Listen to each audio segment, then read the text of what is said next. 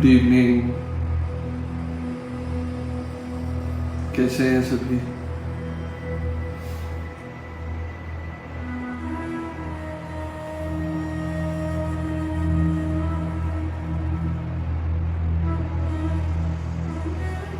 All good. Voice बताओ, ठीक है? ऑडिबल है? अच्छे से सुनाई दे रहा है?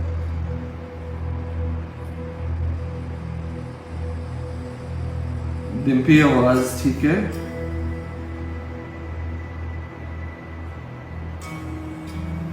ठीक है, गुड। नमस्ते बच्चे, कैसे हो?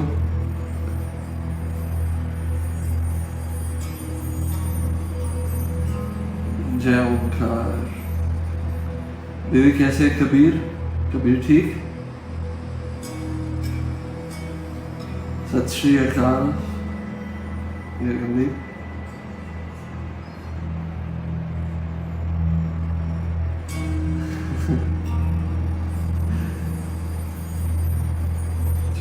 बहुत बढ़िया। बहुत देर बाद मिले। घर में कुछ फंक्शंस थे, उसमें बिजी था। कुछ स्पिरिचुअली काफ़ी चीज़ें सीख रहा हूँ अभी भी। बहुत कुछ गुरु किसी भी रूप में आके सिखा जाते हैं, तो एक इंसान का जो सिखलाई है वो चलता रहता है। Hope everyone is good. शुक्रिया। चलो अच्छा है, ठीक हो जाएगा, डोंट वरी। नमस्कार। तो अभी इस वीकेंड को छोड़ के हम नेक्स्ट वीकेंड से हॉल में सेशन लेंगे या फार्म पे गार्डन में लाइव ओपन सेशन लेंगे। तो बी रेडी। अभी खुल गया सब कुछ, तो इस वीकेंड को छोड़ के नेक्स्ट वीकेंड से हम स्टार्ट करेंगे। जैसे कि मैंने पोलिंग की थी कि क्या चाहते हो, ऑनलाइन या हॉल में फेस टू फेस, तो उसमें एक बोथ का भी ऑप्शन था, वो ज़्यादा चुना लोगों ने। तो आई ट्राई कि वीकडेज में कभी ना कभी मैं ऐसे ऑनलाइन हो जाया करूं और वीकेंड्स पे तो हम सेशन ले ही लेंगे। चलो, बहुत अच्छी बात है।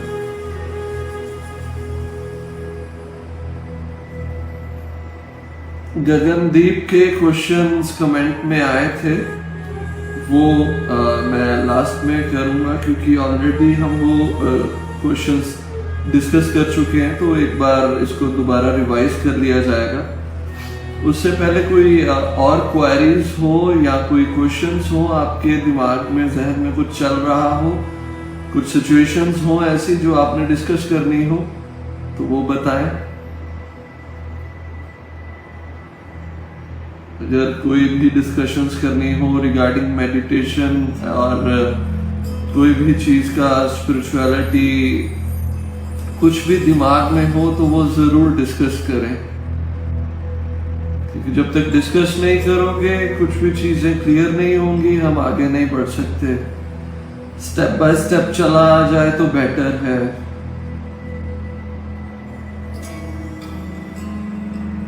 सो कोई भी क्वेश्चंस हो, क्वेरीज हो, कुछ भी पूछना हो, बताओ।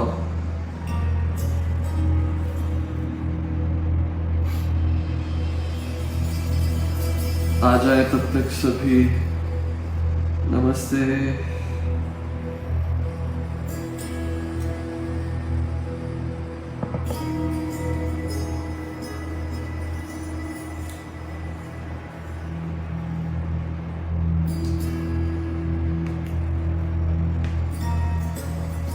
ध्यान कर रहे हो घर में, जो रेगुलर मेडिटेटर्स हैं मेरे पास में आते रहे हैं, दीपिका, बाकी लोग, तरन जी, सभी कर रहे हो रेगुलर? नमस्ते दी।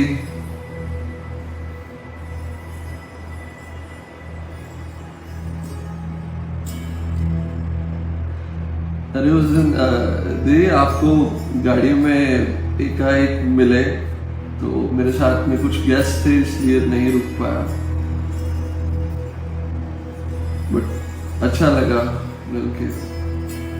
हेलो महक, एकता, कैसे हो? आज तो सब पुराने लोग आ रहे हैं।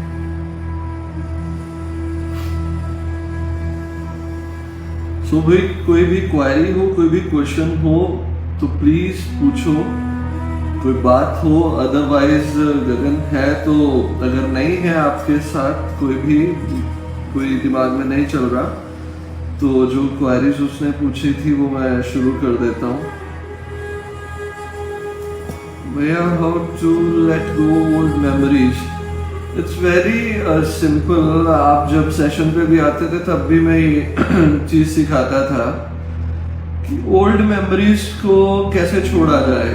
It's very simple and logic कि पुरानी चीजों को हम तभी छोड़ पाएंगे अगर नई चीजों के साथ में रहना शुरू कर दें।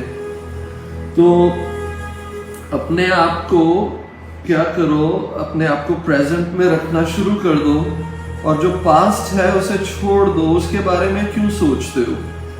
एक कोट बहुत ज्यादा अच्छा है कि अगर कोई आपके पास में आए कि मैं ठीक होना चाहता हूं तो उनसे पूछ लो कि जिन वजह से तुम बीमार होते हो क्या वो वजहें छोड़ सकते हो? अगर छोड़ सकते हो तो तुम खुद ब खुद ठीक हो जाओगे। अगर नहीं छोड़ सकते तो बड़े से बड़ा हकीम भी आपको सही नहीं कर पाएगा। सो ये पास्ट मेमोरीज वाला जो चक्कर है कि कैसे हम इनसे दूर हटें, पहले तो ये समझना जरूरी है कि हम इन्हें पकड़े क्यों रखे हैं। हम क्यों हर एक चीज को इतना डीपली और इतना इंटेंसिवली अपने ऊपर उसको लागू कर देते हैं कि वो ही हमारी जिंदगी बन के रह जाती है, उसके अलावा और कुछ रहता ही नहीं है। क्यों नहीं हम प्रेजेंट में रह के प्रेजेंट की सिचुएशंस को एंजॉय करें इंस्टेड ऑफ कि जो बीत चुकी हैं उनको दोबारा से सोचें। है तो अपने ही हाथ में, मेमोरीज भी आपके अंदर ही चल रही है, कोई बाहर से आके तो नहीं डालता। तो पहले ये प्रैक्टिस करो। सॉल्यूशन इस चीज का एक ही है कि प्रेजेंट में रहना सीखो। और प्रेजेंट में कैसे रहोगे? प्रेजेंट में तभी रह सकते हो जब आप प्रेजेंट के क्रियाओं को या कर्मों के ऊपर पूरा ध्यान देके अपनी जिंदगी में जियो। फॉर एग्जाम्पल, अगर आप चाय का गिलास पकड़े हो तो चाय के गिलास के ऊपर ही ध्यान आपका हो, ये नहीं हो कि आप किसी के साथ में लड़ाई झगड़ा कर रहे हो या बात कर रहे हो या किसी से कुछ सुन रहे हो तो आप आधा इधर आधा उधर। जो भी करो वो पूरे कंसंट्रेशन से करो, उसके ऊपर पूरा अपना ध्यान लगा के फिर करो। गगनदीप का एक क्वेश्चन ये भी था कि इन सभी चीजों के पीछे क्या ध्यान ही है? ध्यान ही हमें आगे लेके जा सकता है। मैं एक ही चीज आपको बताना चाहता हूं कि ध्यान के बिना है भी क्या? क्या ध्यान के बिना कुछ है भी? मुझे नहीं लगता कि ध्यान के बिना कुछ भी है। एक बहुत बड़ा और बहुत वहम सा कह सकते हो या एक हिप्नोसिस कह सकते हो जो आजकल की दुनिया में ये फैल चुका है कि अगर मेडिटेशन करना हो तो उसके लिए बहुत बड़ी जद्दोजहद करनी पड़ेगी, आपको कुछ ना कुछ ऐसे रिचुअल्स करने पड़ेंगे, आपको सभी चीजें उस ढंग से करनी पड़ेगी, फिर आपको घंटों बैठना पड़ेगा, आंखें बंद करके तन के बैठना पड़ेगा, देन ही ये सारी चीजें होंगी।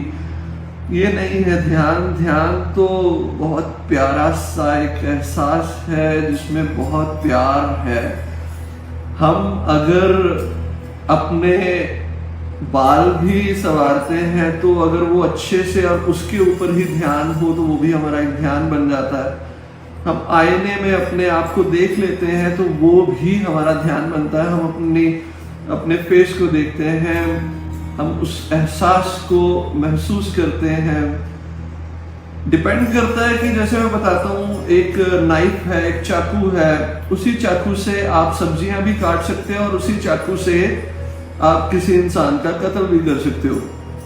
तो नॉर्मली आज के टाइम पे मैं ये क्या देख रहा हूँ कि अगर कोई इंसान अपने आप को आईने में भी देखता है तो वो सबसे पहले यही थॉट लेके आता है, अरे मैं तो सुंदर नहीं, इसको थोड़ा सा और संवारा जाए। तो इसमें एक और चीज सीखने को मिलती है कि जैसे हो उस चीज को एक्सेप्ट करना शुरू कर दो, उसको मॉडिफाई करने में लगते रहोगे तो जिंदगी सारी बीत जाएगी। आप कभी भी अपने आप को मॉडिफाई नहीं कर सकते। अगर अपने आप को खूबसूरत बनाने की इतनी ज्यादा ही चाहत है तो बस आप अपने आप को ही मोल्ड करने पे लग जाओगे और जिंदगी जीना भूल जाओगे, सिर्फ और सिर्फ उसी चीज के ऊपर काम करते रहोगे। और दुनिया कर रही है, ऐसा नहीं करना चाहिए। आप जैसे हो, बहुत खूबसूरत हो, उस चीज को एक्सेप्ट करो, ठीक है। दुनिया के नजरिए से अपने आप को मत देखो। दुनिया तो बहुत कुछ कहती है, दुनिया तो सुंदर से सुंदर और करूप से करूप विचार आपके सामने रख देगी, पर वो सिर्फ और सिर्फ आप उनके विचार होंगे। आप उनके साथ में अगर इन्वॉल्व हो जाओगे तो समझ लो आपकी जिंदगी का बेड़ा गर्क हो गया।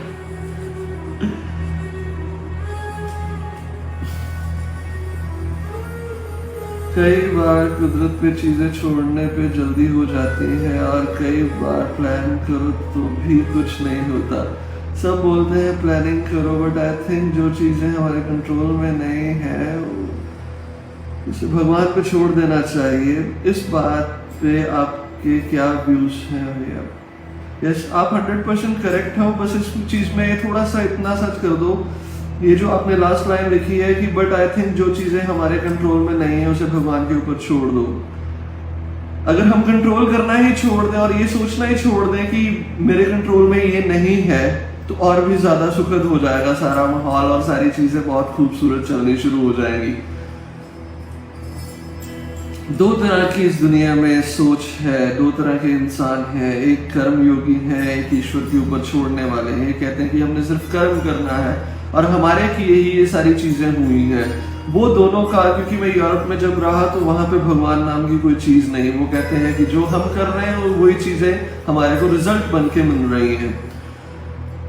वो भी अपनी जिंदगी जीते हैं, बट कहीं ना कहीं वो भी एक जगह पे, एक पॉइंट पे आके हार जाते हैं, या कह सकते हो कि वो एक जगह पे आके वो निराश हो जाते हैं जब ऐसी कोई चीजें होती हैं जो नहीं उनके हाथ में रहती। तब वो उन चीजों को छोड़ देते हैं एज इट इज। उस चीज का स्ट्रेस नहीं लेते, उस चीज को अपनी जिंदगी का एक बोझ बना के नहीं चलते, उसे छोड़ देते हैं। उसी चीज को हम ये कह देते हैं कि इसको भगवान के ऊपर छोड़ दिया। उनके लिए भगवान कुछ नहीं है, हमारे लिए भगवान सब कुछ है। ये तो एक टीचिंग्स है, एक परवरिश है, एक संस्कार है जो बचपन से दिए गए हैं। तो बेटर है कि उतना करो जितना आप कर सकते हो। एक रोल अदा करो, पूरी पिक्चर को डायरेक्ट मत करो। जितना रोल मिला है, जितना कंफर्टेबल हो उतना करो। अब ट्रिप पे जाना है तो सिर्फ पैकिंग करो, ये बोझ मत डालो कि कब पहुंचना है, क्या करना है, क्या नहीं करना है। ये सारी चीजें छोड़ दो। गगन, इसी के साथ में मैं लिंक्ड आपके आंसर भी मैं देता जाऊंगा क्योंकि वो मैच कर रहे हैं इन चीजों के साथ में। एक मिनट। इसी चीज में जैसे आपने बोला कि हाँ चलना है, तो गगन का ये था क्या, we are on spiritual journey, how to know which direction is right, so many fake spiritual healers and misguide. हमें कैसे पता चले कि हम सही रास्ते पे चल रहे हैं, क्योंकि इस दुनिया में कई ऐसे फेक भी आ चुके हैं और कई मिसगाइड करने वाले भी आए हैं। मैं हमेशा कहता हूं अंधविश्वास करना जरूरी है, पर बशर्ते उस चीज के ऊपर विश्वास करो, अंधाविश्वास जो खुद अंधा ना हो। आपको उस चीज को जानकार बनाने के लिए ही शायद मेरी ड्यूटी लगी है कि आप किसी को भी पकड़ो तो उस चीज के बारे में सोच समझ के चलो। सेकंड, कैसे पता चले कि हम अच्छे रास्ते पे चल रहे हैं, जो हमारा रास्ता है वो सही है या नहीं। अगर आप उसमें कंफर्टेबल हो, बाउंडेशंस नहीं है और आप फ्री फ्लो अपनी जिंदगी में उस चीज को एंजॉय कर रहे हो कुछ रिस्ट्रिक्शंस के बिना, और आपको खुद में इंप्रूवमेंट और ग्रोथ लग रही है, दूसरों की ओपिनियंस नहीं सुन पाओगे उस टाइम पे और ना ही सुनते हो, अपने ऊपर विश्वास करने लग गए हो तो आप सही रास्ते पे हो। दूसरों की बातें सुन के अपनी जिंदगी जीना शुरू कर दिया है, बाउंडेशंस में फंस चुके हो, रिचुअल्स में फंस चुके हो, कई ऐसी चीजें हैं जिसमें फंस के आप अपनी जिंदगी को एक घुटन बना चुके हो, बाहर नहीं निकल पा रहे हो। तो ये कुछ सिम्टम्स हैं जिनसे हमें पता चलता है कि हम शायद सही रास्ते पे नहीं हैं। तो ये सारी चीजें हैं। होप तरन जी आप मेरे आंसर से आपको कुछ लगा होगा, समझ गए होंगे। I'm unable to see my brother and sister going through difficulties. As far as possible, I am helping them. But how to remain calm and peaceful? Every other day they have a problem which disturbs me ultimately. I lose my peace. गुरुजी ये सारी चीजें normally होती हैं, ये होंगी ही। ये सारी चीजें यहाँ पे हमारी समझ काम करती है। जैसे अभी हमने बात की, क्या हम खुद मैनेज करें या जो चल रहा है उस चीज को उसी चीज के ऊपर छोड़ दें। जैसे मैंने लास्ट सेशन में एक चीज बताई थी कि ये पूरा ब्रह्मांड एक नियम, एक लॉ के अंडर चल रहा है, जिसमें ग्रेविटी भी है, जिसमें सर्कुलेशंस भी हैं, जिसमें रोटेशंस भी हैं, और वो क्लॉकवाइज है, वो उसी ढंग से चल रही है। तो हमारी जिंदगी का पैटर्न भी कुछ इस तरीके से ही चलता जा रहा है। अगर आप जहां तक कर पा रहे हो वहां तक आपने कर दिया, उसके बाद में भी अगर कोई सफर कर रहा है तो इट्स नॉट योर प्रॉब्लम। उस सफरिंग को देख के खुद सफर करना ये बहुत गलत है। हम कहीं ना कहीं उस ईश्वर की दी हुई जिंदगी और अपनी खुशियों को नागवारा समझ के ऐसे करके डिसरिस्पेक्ट करते हैं। आप कर भी क्या पाओगे, होगा भी क्या। मैं हमेशा एक चीज कहता हूं, बीमारियों का इलाज है पर मौत का कोई इलाज नहीं है। आज तक कौन है जो नहीं गया? वही चीज आ गई, बुद्ध को बोला गया कि मेरे बच्चे को जिंदा कर दो, तो बुद्ध ने ये कहा कि मुझे उस घर के रसोई घर से अनाज लाके दो जहां पे कभी मौत ना हुई हो, जहां पे कोई बीमार ना हुआ हो। तो वो लेडी वापस आ गई और उसने आके अपने आप को समर्पित कर दिया बुद्ध के आगे कि नहीं, यही चीज मैं समझ नहीं पा रही थी और अब समझ चुकी हूं इन चीजों को। तो ये चीजें हैं, इन चीजों को समझ लेना बहुत ज्यादा जरूरी है। अदरवाइज हम day by day, moment bye moment अपनी जिंदगी को इतना ज्यादा स्ट्रेसफुल और कंजेस्टेड कर लेंगे कि जिंदगी जीने का ढंग ही भूल जाएंगे और जिंदगी खुशहाल जीने के साथ वो तो पीछे ही रह जाएगी। सिर्फ यही चीजें सोच सोच के हम कर देंगे। एक पिक्चर ग्रुप में डाली थी जिसमें जिन्होंने डाली थी उन्होंने मुझे इंडिकेट किया था कि एक फिगर था जो येलो कलर का था, बाकी डार्क कलर के थे। जब वो दूसरे को मिला तो वो भी येलो कलर का हो गया और ऐसे करते करते वो डार्क कलर चेंज होता गया येलो में। मीन्स येलो पॉजिटिविटी थी और नेगेटिविटी डार्क कलर थी, वो खत्म हो गई। हम उल्टा चल रहे हैं, हम पॉजिटिव हो जाते हैं, हम पर पॉजिटिव करने की बजाय हम खुद नेगेटिव होके वापस आ जाते हैं। क्या चक्कर है विल पावर का, फेथ इश्यूज। जिंदगी में हम अपने ऊपर ही विश्वास करना भूल चुके हैं। हम क्या हैं, कैसे हैं, वो ही भूल चुके हैं। तो जो याद रह गया वो सिर्फ अपना नाम याद रह गया। तो नाम तो एक आइडेंटिफिकेशन थी, बट उस नाम के पीछे बहुत सी ऐसी चीजें थी जो हम बहुत पीछे छोड़ गए। ऐसा नहीं करना चाहिए। तो गगन, आपको मेरी बात साथ साथ में अच्छी ठीक लग रही, समझ में आ गई तो मुझे इंडिकेट करते रहो। आपका दूसरा क्वेश्चन मैं लेता हूं। Only meditation can lead to our destination. Yes, meditation, हम जिसे मेडिटेशन एक वर्ड को ना एक उस ढंग से मत लेना कि एक मेडिटेशन सेशन या एक मेडिटेशन के टीचर या एक मेडिटेशन का हॉल या मेडिटेशन करने के लिए 1 घंटा हमने लिया। या मेडिटेशन करने के लिए हमें एक जगह चाहिए। ये चीजें बहुत छोटी हैं मेडिटेशन के नाम के साथ जो जुड़ चुकी हैं। हमें मेडिटेशन करने जाना है, मैं रात को मेडिटेशन करूंगा, मैं सुबह उठ के मेडिटेशन करूंगा, ये बहुत छोटी चीजें हैं। मेडिटेशन के अलावा इस दुनिया में है ही कुछ नहीं, जो मैं पहले भी बोल चुका हूं। अगर मेडिटेशन ध्यान ना हो तो आप चल भी नहीं सकते। अगर मेडिटेशन ध्यान ना हो तो आप गाड़ी तक नहीं चला सकते, आप एक जगह से दूसरी जगह तक नहीं जा सकते। हाँ, यही अनअवेयरनेस इतनी ज्यादा बढ़ती जा रही है कि लोग आज अपना ध्यान एक तरफ रखे हुए हैं और काम दूसरे हाथ से कर रहे हैं। ध्यान इस हाथ पे रखा हुआ है पर काम इस हाथ से कर रहे हैं। एक एग्जांपल दे रहा हूं। ध्यान ये चल रहा है मैं वो काम कैसे करूं, और बात किसी और टॉपिक के ऊपर कर रहे हैं, और वो बात के जो वर्ड्स निकल रहे हैं, कई बार वो ऐसे वर्ड्स निकल जाते हैं जो अगले बंदे को हर्ट कर जाते हैं। और जब आगे से रिएक्शन मिलता है तो आपको लगता है यार कुछ गड़बड़ होगी, तो एकदम से ध्यान जो उधर घोड़े बेचने और खरीदने में लगा हुआ था वो एकदम से वापस आ जाता है और आप कहते हो ये क्या पंगा पड़ गया। अच्छा, मैंने कहना तो ये था पर नहीं क्या, वो आप समझ कुछ और गए, या आपने कुछ, या जितने बंदे सुन रहे हैं सभी ने ये बात अपनी जिंदगी में जरूर बोली होगी, मेरे कहने का मतलब ये नहीं था। बोली है ना सभी ने, मैं कहना कुछ और चाहता था या कुछ और चाहती थी, पर कह कुछ और गई या कुछ और गया। 100% यहाँ पे सुनने वाले सभी बंदों ने ये बात की होगी। तो ये क्या है?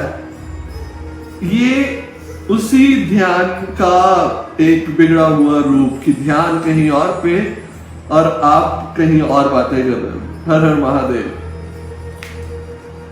तो ये सारी चीजें समझनी बहुत ज्यादा जरूरी है। अगर आप इन चीजों में फंसे रह जाओगे तो मुश्किल है। एट द एंड आपका जो क्वेश्चन कि ध्यान ही अपनी डेस्टिनेशन पे लेके जाएगा, हाँ, ध्यान ही है जो आपको आपकी डेस्टिनेशन पे लेके जाएगा।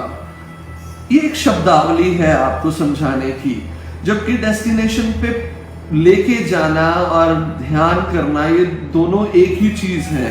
इसे मैं अलग अलग नहीं कर सकता। इट्स वेरी डीप कनेक्टेड, और मैं शायद इनको अगर शब्दों में समझाना चाहूँ तो मुश्किल हो जाएगा। इसीलिए मेडिटेशन करनी बहुत ज्यादा जरूरी है कि जो मैं बातें यहाँ पे कहता हूँ उसके बाद में जब आप मेडिटेट करोगे तो ये बातों का एक प्रैक्टिकल रूप होगा। जो चीज आपको नहीं समझ में आती वो आप समझ जाओगे, एक इंडिकेशन मिलेगा आपको अंदर से मेडिटेट करते हुए। स्टार्ट पता है, एंड किधर है ये नहीं पता। हमेशा याद रखना, जब हम हिल स्टेशन पे जाते हैं या घूमने जाते हैं तो हम सिर्फ गाड़ी उस रास्ते पे लेके चलते हैं, ये स्टार्टिंग है। एंड हम नहीं लेके आए, एंड अपने आप आता है। हम सिर्फ चलते जाते हैं, हम एंड या उस डेस्टिनेशन को खींच नहीं रहे। हमारा काम है सिर्फ चलना, डेस्टिनेशन अपने आप आ जाता है। तो स्टार्टिंग हमेशा पता होती है, बट एंड का किसी को भी नहीं पता होता। किसी का रास्ता थोड़ा सा लेट हो जाता है, किसी का जल्दी आ जाता है, एज पर देयर गाड़ियों के हिसाब से। आपके पास में कैसी गाड़ी है? जहाज है, हेलीकॉप्टर है, नॉर्मल साइकिल है, क्या है? वो कैसे मिलता है? आपके कर्मों के हिसाब से और आपकी कमाई, अर्निंग। वो अर्निंग क्या है? कितना आप अपने आप को उस ईश्वर के ऊपर छोड़ते हो, या आपको विश्वास कितना है, आप कितना अच्छी जिंदगी जीते हो, खुशी से कितना जीते हो, दूसरों को कितना खुशी देते हो, दूसरों को दुख कितना देते हो, दूसरों से छीनते हो या दूसरों को बांटते हो, दूसरों को दुख देते हो या दूसरों को खुशी देते हो। ये हमारी कमाई है। जितनी हम कमाई करेंगे उतना अच्छा व्हीकल मिलेगा और उतनी स्पीड से आप आगे निकलोगे और अपनी मंजिल तक पहुंच जाओगे। ठीक है, समझ आई?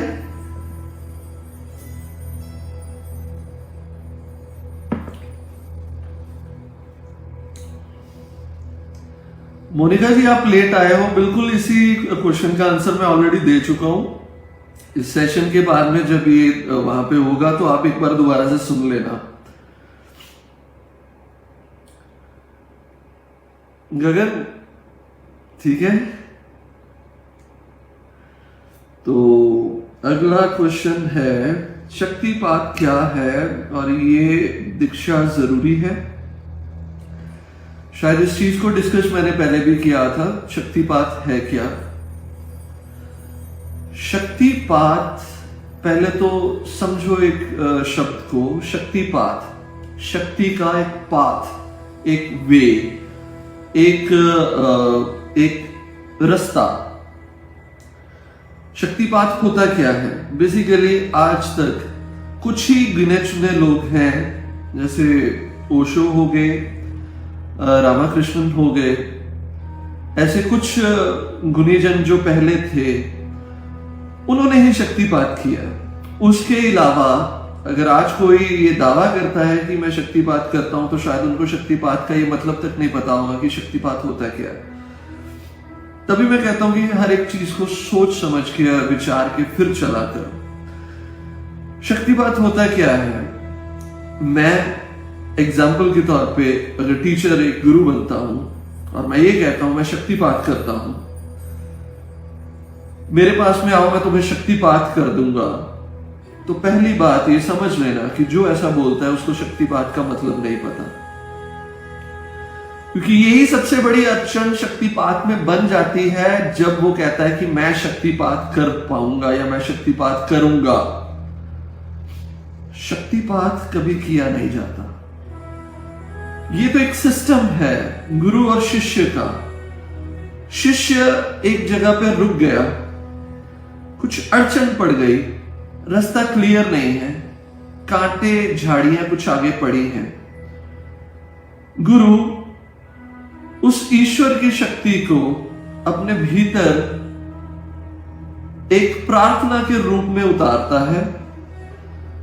उस प्रार्थना रूपी ऊर्जा के साथ में वो जब शक्ति उतरती है तो वो उसे कंसंट्रेटेड वे में शिष्य को देता है, उतना ही जितना शिष्य संभाल सके और जितना उसके आने वाले रास्ते की अड़चन को दूर किया जा सके। That's it. इससे ज्यादा शक्तिपात और कुछ भी नहीं।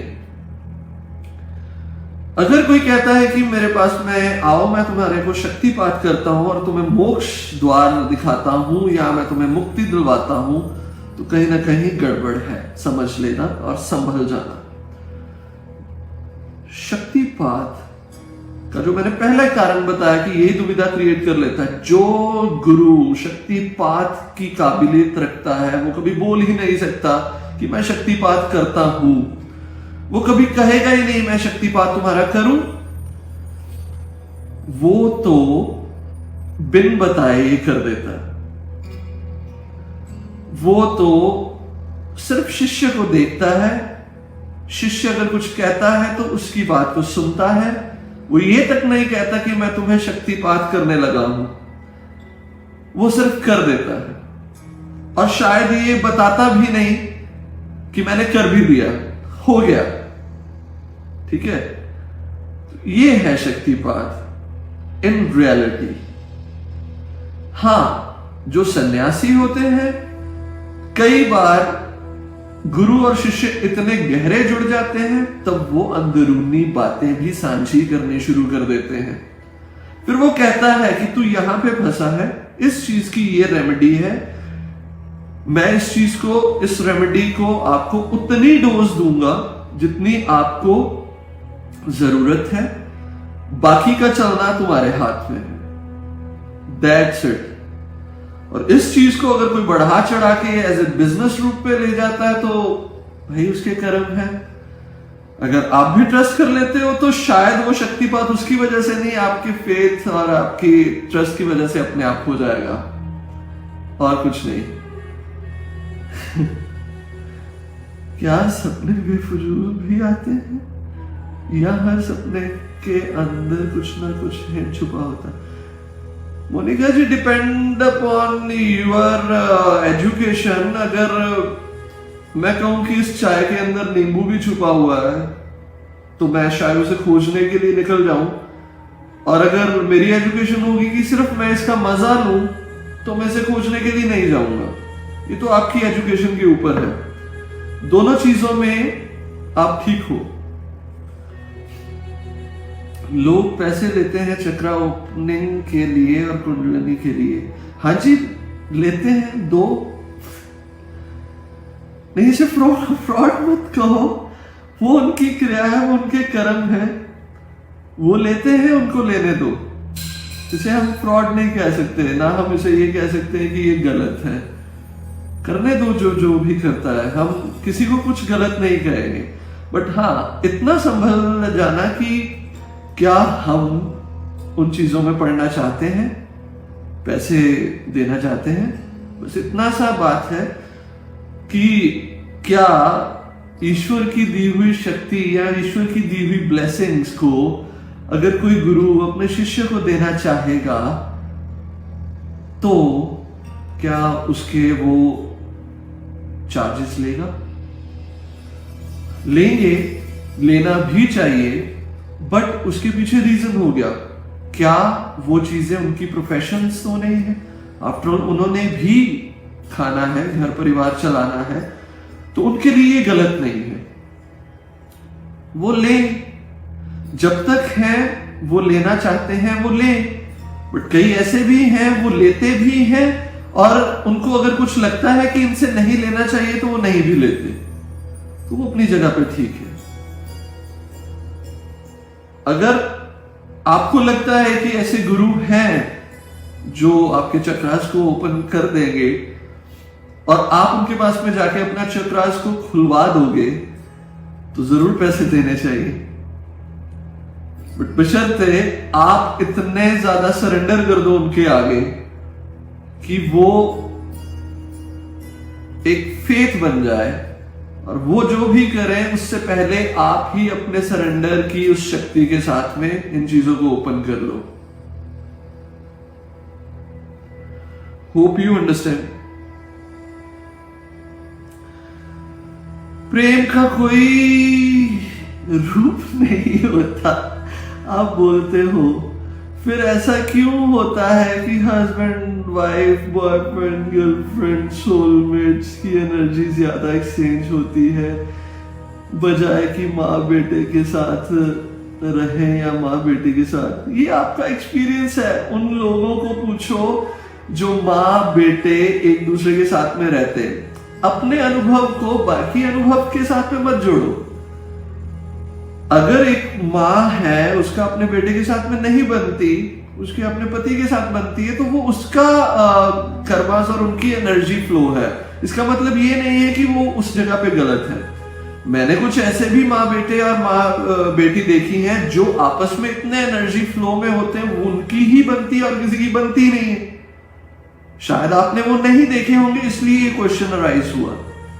अदरवाइज ऐसे हैं जो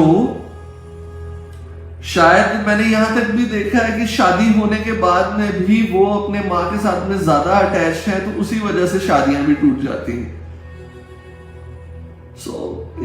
ये इतना वो नहीं है कि माँ बेटे के साथ में क्यों नहीं होता और बॉयफ्रेंड गर्लफ्रेंड के साथ में क्यों होता है। बॉयफ्रेंड गर्लफ्रेंड और प्रेमी के साथ में जरूर एक डिफरेंस होता है जो माँ बेटे में नहीं होता।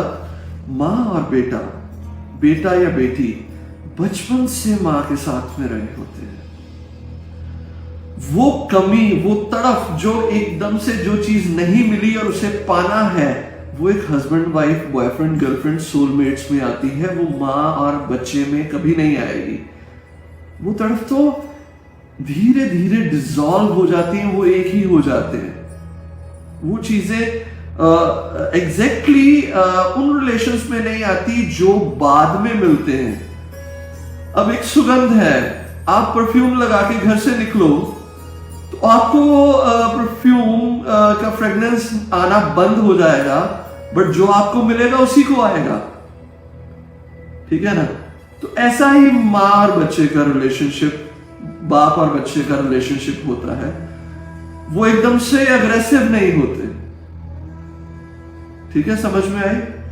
एग्जाम्पल्स पता नहीं कहां से आ जाते। माँ बेटी के साथ रहते हैं पर उनकी नेचर फिर अलग अलग हो सकती है, पर सोलमेट या जिससे हम रिलेशन में होते हैं उनकी एनर्जी एक्सचेंज इतनी क्यों पावर एक्सचेंज होती है? हमें लगता है वो हमारे जैसे हो रहे हैं, समटाइम्स लगता है हम कहीं हम भी उसके जैसे हो रहे हैं। एग्जैक्टली ये चीजें होती हैं। होता क्या है? आईना है। प्रेम एक आईना है, एक ऐसा अक्स है जिसमें हम अपने आप को देखना शुरू कर देते हैं। एंड एग्जैक्टली यही माँ बच्चे में भी होता है। बट बात यह है वही परफ्यूम वाली बात कि हम उस चीज को नहीं समझ पाते या धीरे धीरे वो चीजें कम हो जाती हैं। अब ये इससे भी गहन होता है जब माँ बाप का जब बच्चा जब बड़ा होता है तो उसकी शक्ल माँ बाप से मिलनी शुरू हो जाती है। वो हस्बैंड वाइफ और गर्लफ्रेंड बॉयफ्रेंड की नहीं होती। ये भी सोच के देखो, वहां पे इतना गहन वो ऊर्जा होती है कि कल को शक्लें मिलनी शुरू हो जाती हैं। गर्लफ्रेंड बॉयफ्रेंड की शक्लें नहीं मिलती, उनके सिर्फ एहसास मिलते हैं, उनका प्रेम मिलता है, कहीं ना कहीं एक फ्लो में आ जाते हैं। जबकि प्रेम करने वाले इंसान जब मिलते हैं तो पहली बात ये समझ लेनी है कि वो खुद नहीं मिलते, उनको मिलाने वाली एक और शक्ति होती है। वो शक्ति आपके भीतर होती है। वो एक मैग्नेटिज्म, एक मैग्नेट होता है जो कहीं पे भी रहते हुए कहीं पे भी एक ना एक टाइम पे आके उन्होंने मिलना ही मिलना होता है। वो मिलेंगे ही मिलेंगे, और जब वो मिलते हैं तो उसकी फ्रेग्रेंस आपको झटका लगाती है और आपकी फ्रेग्रेंस उसको झटका लगाती है। तो आपको लगता है कि ये तो फूलों का गुलदस्ता हो गया, ये तो एक गार्डन हो गया, ये सारी चीजें बन गई। ठीक है? तो दीज थिंग हैपेंस।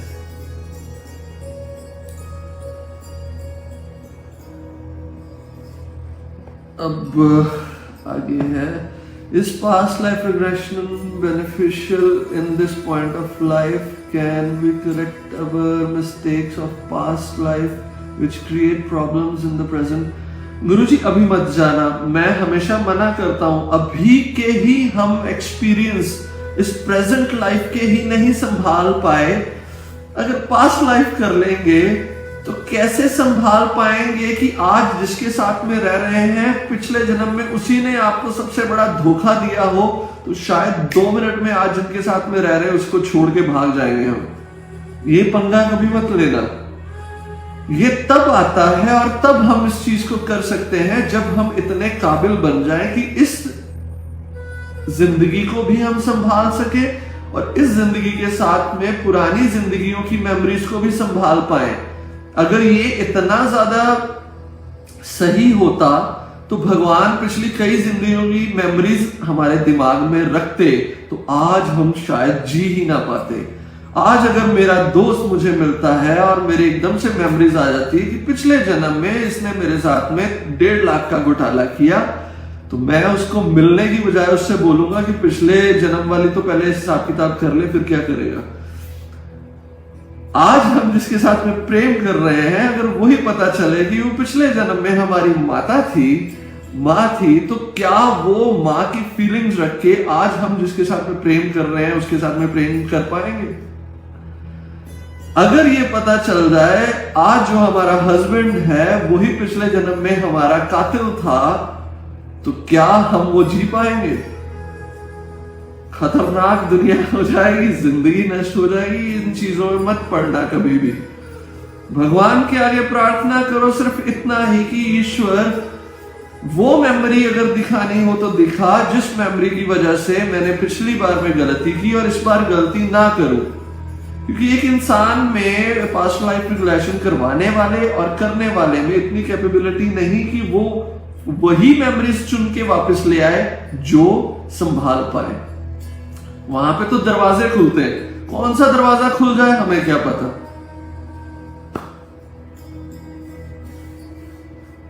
आपका कहने का मतलब है कि जिससे जितना ज्यादा प्रेम उतना ट्रांसपेरेंस आईना नहीं, आईना ट्रांसपेरेंट नहीं होता, आईना तो रिफ्लेक्शन देता है। आप अपने आप को उसमें देखना शुरू कर देते हो कहीं ना कहीं, या उसको आप हर जगह पे देखना शुरू कर देते हो। एक रिफ्लेक्शंस आ जाती हैं, वहां पे आप खुद डिसॉल्व हो जाते हो और उसी का रूप बन जाते हो। दोनों ही डिसॉल्व हो जाते हैं तो एक ऊर्जा का स्वरूप रह जाता है। अब ये नहीं होता कि इन चीजों में कोई लड़ाई झगड़ा नहीं होता, कॉन्फ्लिक्ट्स नहीं होते, थॉट्स नहीं मिलते। जो आज की प्रेजेंट लाइफ में हम लोगों की परवरिश है और जिस ढंग से हम बड़े पले हुए हैं, वो चीजें अगर हम एक्सेप्ट कर लें तो बहुत अच्छे से जिंदगी जी पाएंगे।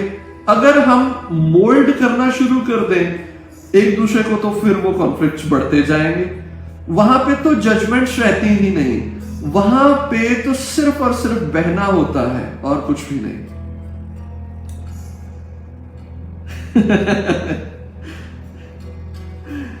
सही कातिल की जगह भाई सोचना है। सर आप हमारी लाइफ के ध्रुव तारा करते रहा करो लाइफ। अरे ध्रुव तारा ऊपर होता है आसमान पे, चला जाओ। अच्छा आपका ये आगे क्वेश्चन देखते हैं। क्या अपनों से दूर जाकर ही स्पिरिचुअल जर्नी कंप्लीट होती है? अपनों से दूर जाके स्पिरिचुअल जर्नी कंप्लीट नहीं होती, बल्कि अपनों के बीच में रह के ही स्पिरिचुअल जर्नी का प्रॉपर आप एडवांटेज और उसका एक फ्रेगनेंस ले सकते हो। दूर जाना कहीं ना कहीं भगौड़ापन है, आप भागते हो। अगर सन्यास ले लें और जंगल में चले जाएं तो कहीं ना कहीं हम उस मुसीबतों से डर के भागे हैं। हम ये नहीं कि इस ढंग से, आपको पता है पुराने टाइम में जब कोई सन्यासी होता था तो उसको सन्यासी होने में बहुत गहन साधना करनी पड़ती थी। घर छोड़ना उसके लिए बहुत बड़ी दिक्कत होती थी, और वो सबसे बड़ी उपलब्धि मानी जाती थी सन्यासी होने की जगह पे। क्यों? उस समय में घर में बहुत प्रेम होता था, बहुत अच्छी जिंदगी होती थी, खुशियां होती थी, वो था सन्यास। अब उसी तरीके का सन्यास हम आज भी लेते हैं, पर जिंदगी का ढंग बदल गया। आज कहते हैं कि तू यार अलग जा, मैंने अलग जाना है, मैं साथ में नहीं रह सकता, मैं तो थक चुका हूं, मैं तो ये कर चुका हूं। आज सन्यास तो बड़ा इजी हो गया है। आज सन्यास लेना तो शायद बहुत खुशी का मौका बन गया, और आप 1 मिनट में सन्यास ले सकते हो। पता है क्यों भागते हैं हम टूर्स में, ये सारी चीजों में? कहीं ना कहीं नहीं यार, बस थक चुके हैं, अब कहीं अलग जाना है।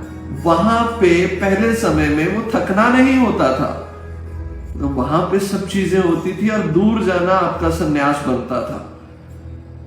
ठीक है, तो घर छोड़ के सन्यास ये स्पिरिचुअल जर्नी नहीं होती, जबकि आपकी ग्रोथ ही नहीं हो पाएगी।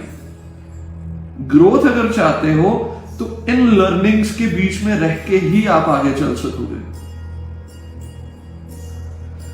तो वो दूरियां और मत करो ना, तो उन चीजों को समझो। वो सारी चीजें समझने में आपके लिए टीचिंग्स हैं। भैया अटैचमेंट्स खत्म होना भी तो दूर जाना ही हुआ ना। भैया अटैचमेंट्स खत्म हो ना भी, मैं समझा नहीं, खत्म हो ना भी दूर जाना हुआ, शायद जो मैं समझाऊं कि बेसिकली घर में रहकर क्लिंग होना, फंसना, ये सबसे बड़ी रुकावट है। रेमन एसोकर संन्यासा कि इस घर में रहते हुए भी ये आपका वन लगे, एक जंगल लगे। आप अपनी रिस्पॉन्सिबिलिटीज और अपनी ड्यूटीज को सिर्फ निभाओ, एक्सपेक्टेशंस को खत्म करो, एक्सपेक्टेशंस नहीं रखो, सिर्फ अपनी ड्यूटीज को निभाना है। अपनी रिस्पॉन्सिबिलिटीज जो कर्म करने आए हो वो कर्म करो, बट जुड़ो नहीं उन चीजों के साथ में। ये नहीं कि मैंने पैसा कमाया, तुम लोगों के लिए कमाया, मैं घर पाल रहा हूं तो उसके अफसाने में ये करो, ये चीज नहीं करो। जिससे जितना प्रेम उसका उतना, मतलब हम उस जैसे करेंगे। चोर से प्रेम करो तो चोर वाली वाइब्स आती है। अरे चोर से प्रेम करके तो देखो वो कभी चोर लगेगा ही नहीं। जिस चीज से प्रेम कर लोगे उसके आइडेंटिफिकेशन ही खत्म हो जाएंगे, आप जज करना बंद कर दोगे। सर अच्छा ये हो गया। सर कीर्तन का क्या महत्व है? बहुत बड़ा महत्व है। कलयुग में कीर्तन प्रधान माना गया है। कीर्तन it's a very easiest way जिसमें आपका मन शांत होता है, क्योंकि उसमें तीनों चीजें आपकी काम करनी शुरू हो जाती, तीन इंद्रियां। मुख से आप बोलते हो, कान से सुनते हो और आंखें बंद रह के उसे अनुभव करते हो। तो ये तीनों चीजें हैं जो आपको उलझन में डालती हैं। आप गलत बोल जाते हो तो डिस्टर्बेंस हो जाती है, सुनते हो इधर उधर की चीजें तो आप डिस्टर्ब हो जाते हो, देखते हो तो जेलस और ये सारी चीजें और जजमेंट्स आनी शुरू हो जाती है। तो कीर्तन में ये तीनों चीजों का कॉम्बिनेशन हो जाता है, ये बंद हो जाती है। सोने पे सुहागे वाली बात है कि एक पॉजिटिव नाम जो ईश्वर का है उसका एहसास बनना शुरू हो जाता है। तो इसलिए कीर्तन बहुत ज्यादा जरूरी है कलयुग में। गगन जी, आई होप ऑल क्वेश्चंस आपके क्लियर हो गए। उसके बाद में था sorry but all these questions come. Sorry मत बोलो, इट्स ओके, ये क्वेश्चंस आने चाहिए। तो आपका वो सारा कंप्लीट हो गया जो आपने भेजा था। यस, अटैचमेंट्स खत्म होना ही आपका सन्यासी होना है। सही बात है, जो दिल के करीब होता है वही सुंदर है। सिर्फ गुण दिखते हैं, गुस्सा भी उसका प्यार लगता है। जी जी, क्या बात है। और कुछ बताइए फिर, अगर ध्यान करना हो तब भी। बेसिकली प्रेम जो है आज के समय में हम उसे भी जज करने लगे हैं।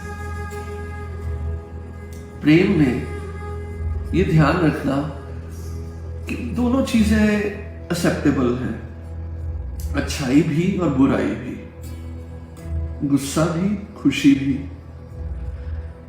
अगर प्रेम को भी हम सोच समझ के करने लग गए तो वो प्रेम नहीं रहता। हाँ, प्रेम वो भी संपूर्ण है कि प्रेमी को पता भी ना हो और आप उससे कर बैठो, या आप कभी एक दूसरे से मिल ही ना पाओ पर फिर भी एहसास जुड़े हो, एक दूसरे की बात बोलने से पहले समझ आ जाती हो, समझ लेना एक दूसरे को।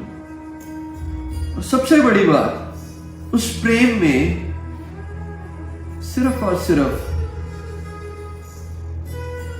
उसको देना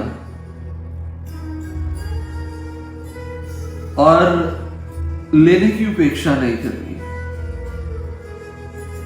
और देना भी ऐसा हो जैसे फूलों को सजा के उसे अर्पण किया हो। ये भी नहीं कि दे दिया बस। जैसे ईश्वर सामने आ गए हो, शक्ति सामने आ गई हो और खुद अपने आप को समर्पित कर दिया हो और ये भी ना सोचा हो कि मैं रहूं या ना रहूं।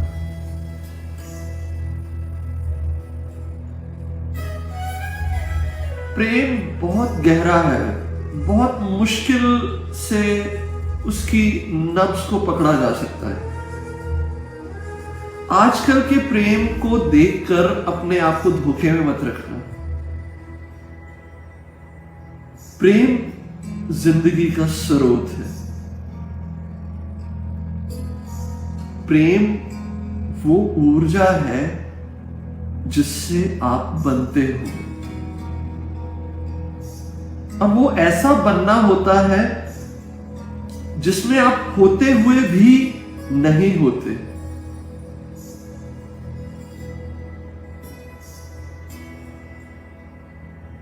बह गया, कुछ ऐसा था जो कभी था, अब सिर्फ उसका है, बह गया।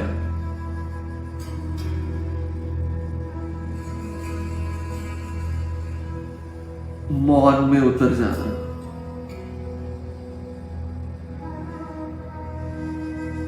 निशब्द हो जाना,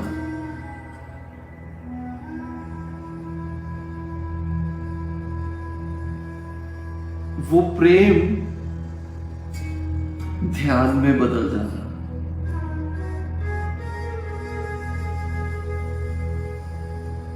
उसका कोई वजूद ना रहना।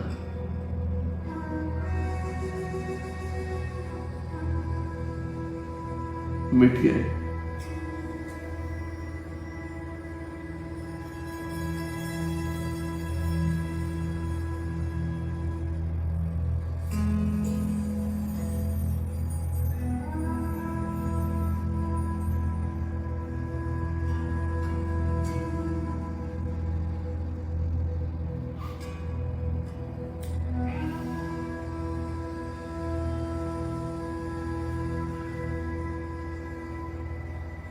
ये जिंदगी है। अभी की अभी निशब्द होके इस एहसास को महसूस करना।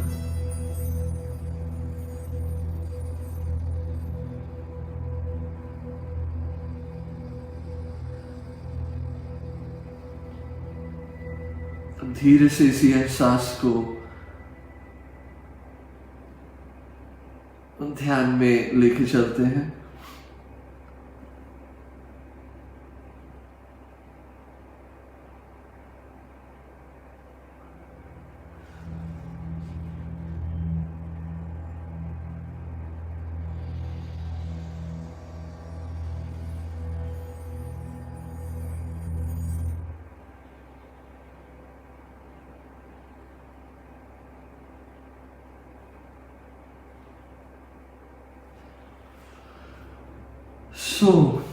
रिलैक्स करो। अब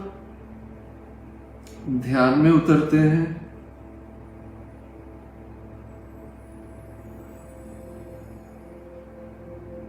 जैसा ईश्वर ध्यान करवा देगा वैसा कर लेंगे। आज कुछ भी निश्चित नहीं।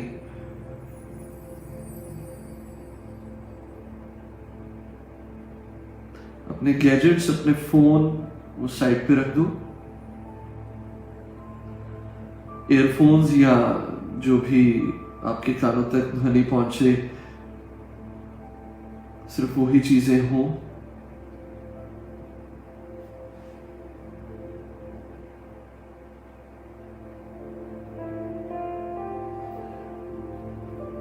सिर्फ मेरी आवाज सुनते जाओ और धीरे धीरे अपने आप को बह जाने दो। धीरे धीरे अपने शरीर को बह जाने दो, रिलैक्स हो जाने दो।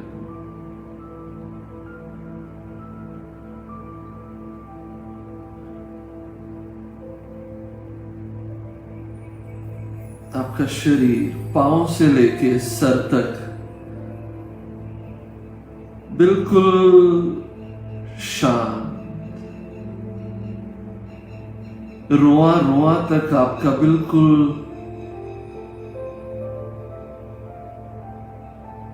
बैठता जाए, शांत होता जाए, रिलैक्स होता जाए।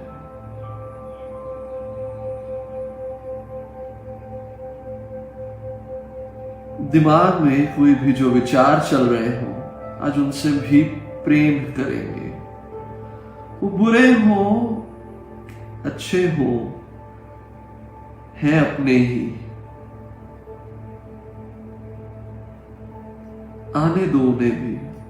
बस इतना ध्यान रखे कि वो एहसास ना बने, वो सिर्फ एक लिखा हुआ एक विचार है जो आपका दिमाग बना के आपके सामने रख रहा है।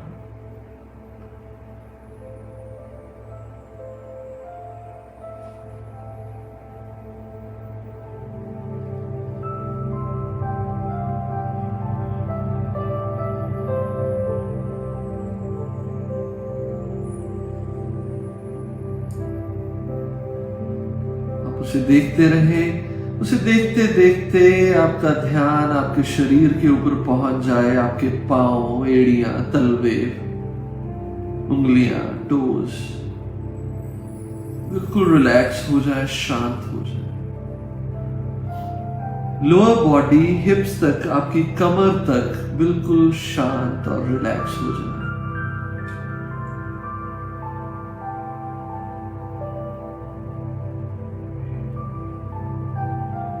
ध्यान पेट के ऊपर आ जाए।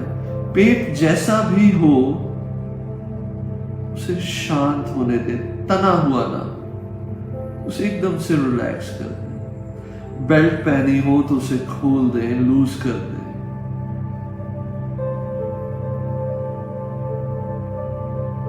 नींद भी आ जाए, आने दे।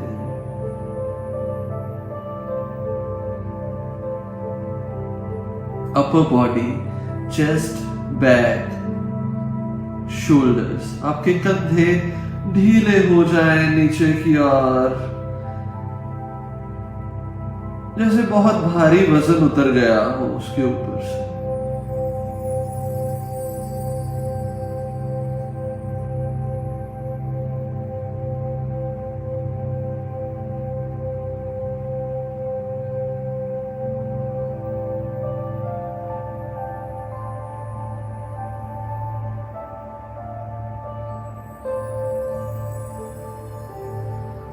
गर्दन, चेहरा,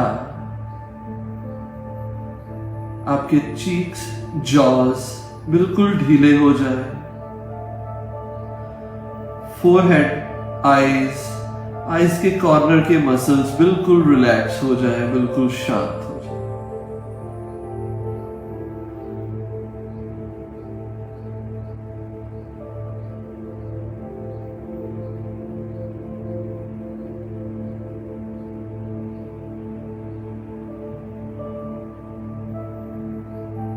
पूरा शरीर जिस ढंग से भी हो पड़ा रहने। अब धीरे से अपना ध्यान अपनी ब्रीदिंग को देखने में लगा दें। सांस जैसे भी चलती हो उसे भी नहीं बदलेंगे, एक्सेप्ट करेंगे, बस उसे देखते रहेंगे। सांस भीतर जाए, उसके साथ साथ भीतर, सांस बाहर आए, उसके साथ साथ बाहर।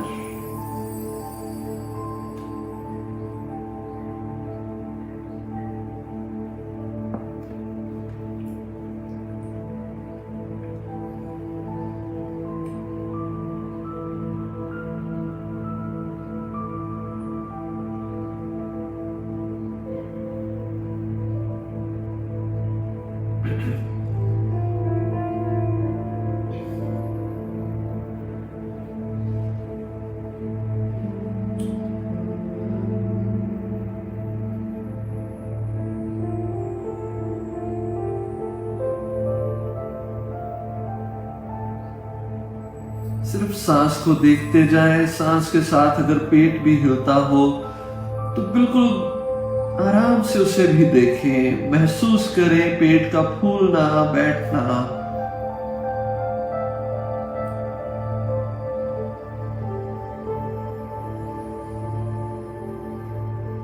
और अब अपना ध्यान अपने थर्ड आई के ऊपर ले आए, दोनों आईब्रोज के बिल्कुल सेंटर में।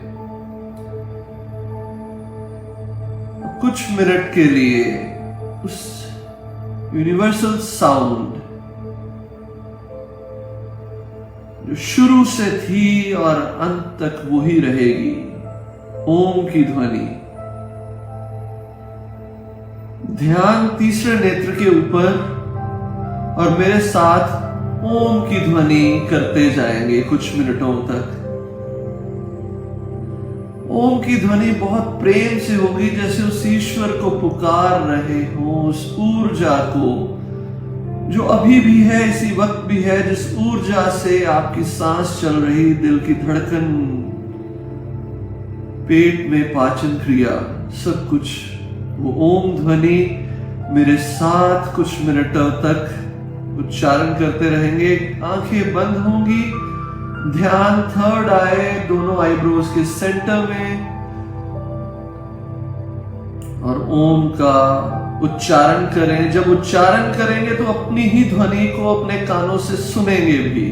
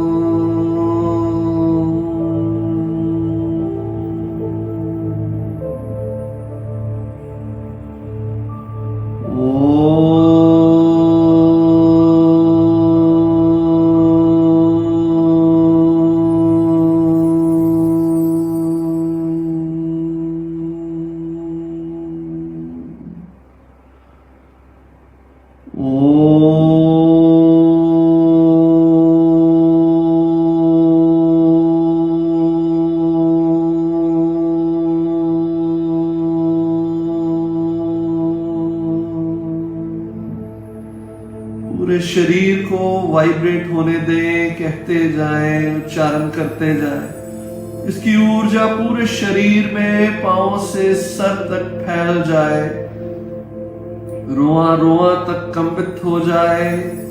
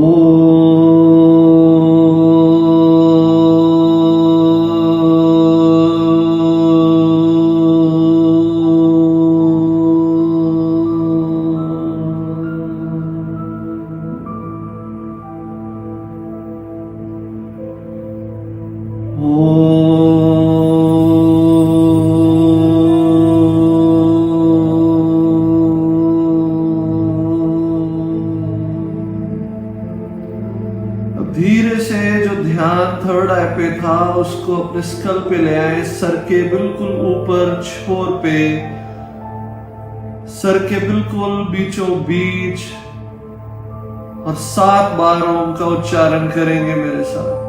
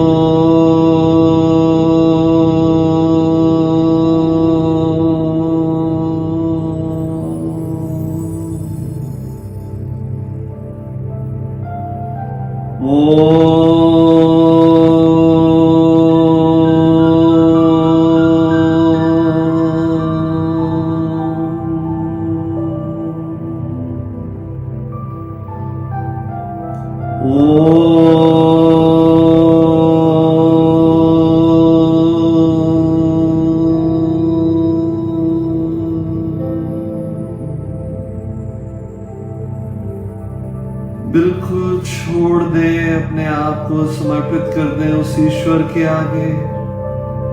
और कुछ मिनटों के लिए इसी एहसास को बने रहने दे, बह जाने दे, बह जाने दे।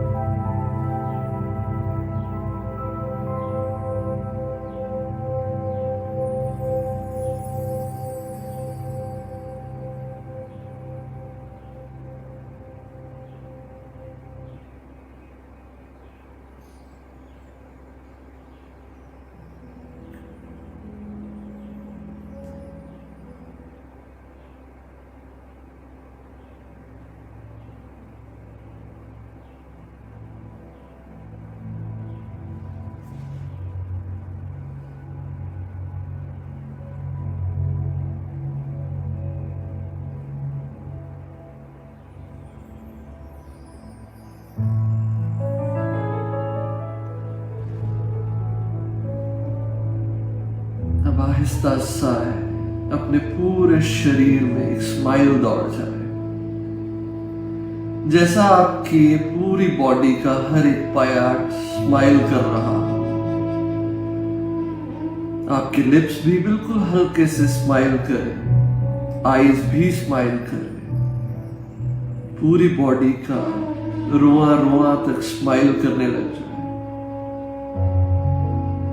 ये अंदरूनी स्माइल पूरे शरीर में फैल जाए और उस ईश्वर का, अपने गुरुओं का, हर उस इंसान का धन्यवाद करें जिसने आपकी जिंदगी को खूबसूरत बनाया, या जिन्होंने आपको अपनी जिंदगी में कुछ ऐसे लेसन्स दिए जिनकी वजह से आप यहां तक पहुंचे। कोई भी बुरा नहीं, दोनों को ही शुक्रिया अदा करो। मन हो तो विजुअलाइज करो उनको फूल देने का, मन ही मन उनको फूलों का एक बकेट दो, जो भी आपको पसंद हो। और मेरी तरफ से आपको प्यारे से फूल अर्पण, ये आप सभी के लिए। 3 से 4 लंबी गहरी सांस लें, धीरे धीरे अपनी आंखों को खोलें, इस प्यारे से एहसास के साथ बने रहें। आप बताएं कि कैसा महसूस किया आज, कैसा लगा आपको? क्या ये प्रेम नहीं? क्या ये ईश्वर नहीं? क्या ये खुदाई नहीं? क्या ये जिंदगी नहीं?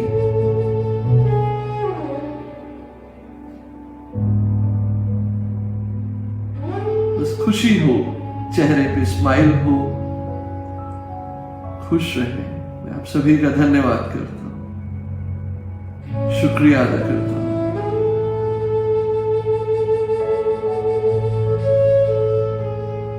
धन्यवाद।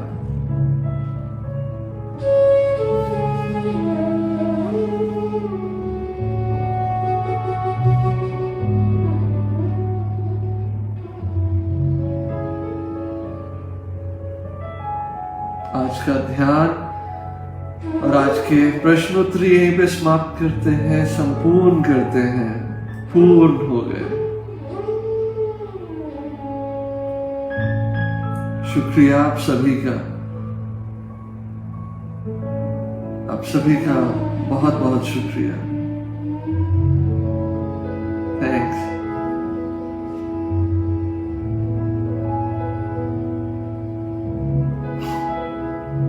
How you feel? Relax, calm, प्यार से भरे हुए।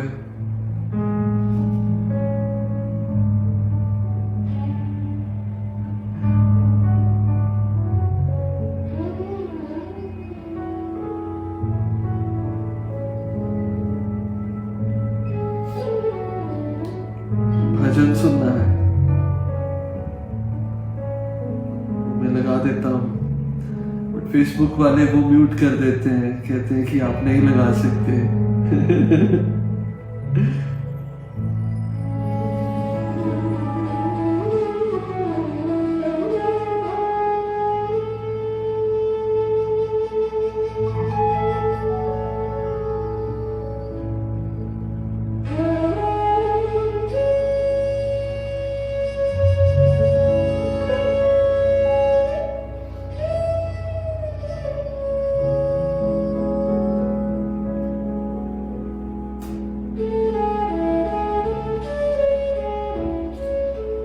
चलो प्रेम के जो स्रोत हैं उनका ही भजन सुनते हैं।